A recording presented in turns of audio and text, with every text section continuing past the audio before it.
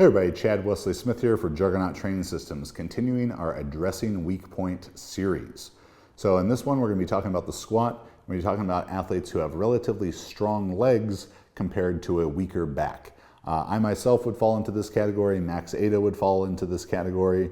And as you're looking at someone's squat, it's a bit tricky to identify, is this person strong legs, strong back, weak back, because in a lot of ways it looks very similar. Both athletes' knees will shift backwards out of the hole, causing their hips to rise faster than their shoulders. Now it's happening for different reasons.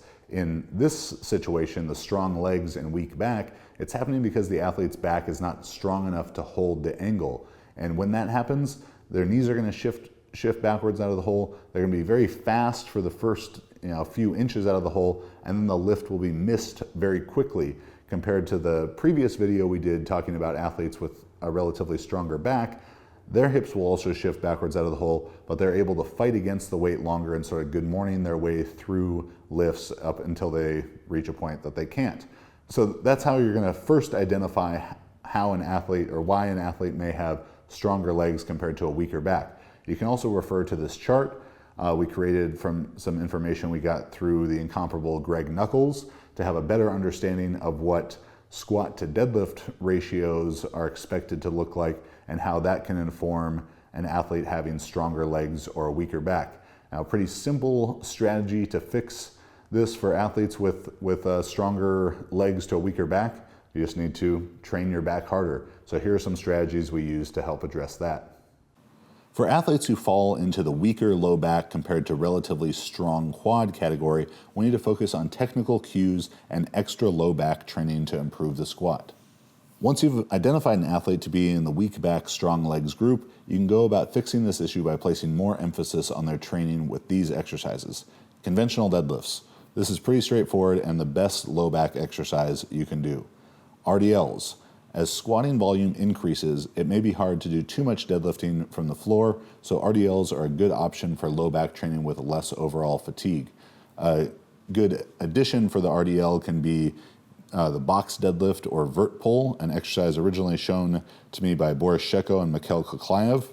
And it's just placing a box or the vert pull device created by one of my athletes, Brandon Allen, right so it butts up against your calves. And this is just a simple tactile cue to ensure that your shins stay totally vertical throughout the movement, putting as much pressure as possible onto the hamstrings, not allowing your knees to shift forward and move the weight at all into your quads. Good mornings are also going to be an effective low back developer. I find these to be best suited in the 6 to 15 rep range. They're not an exercise that I find to be really beneficial for doing for very low reps and heavy weight. One caveat to that may be if you squat with a very leaned forward torso, a la Blaine Sumner or Lane Norton, but otherwise it's going to be best used as a secondary type of accessory movement. Keep your technique strict and try to get maximum effect from minimum weight. You could also use a vert pull or box setup in the good morning to ensure that you're keeping vertical shin and hip hinging. Reverse hypers or back raises are a simple and effective exercise to improve low back strength. The technique to both of them is very simple, so it's hard to screw up, especially as you get fatigued later in a workout.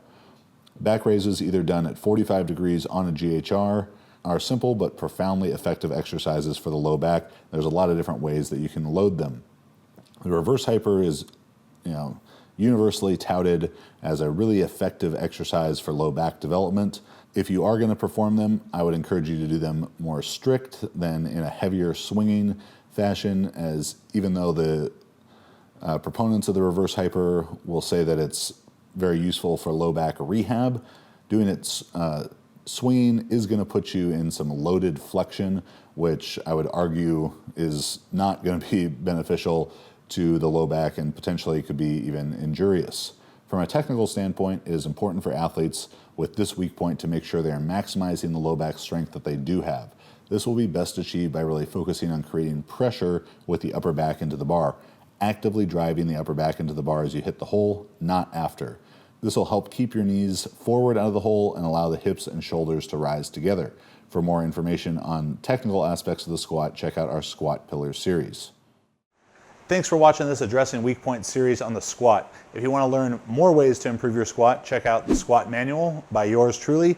And we also have bench and deadlift manuals available as well.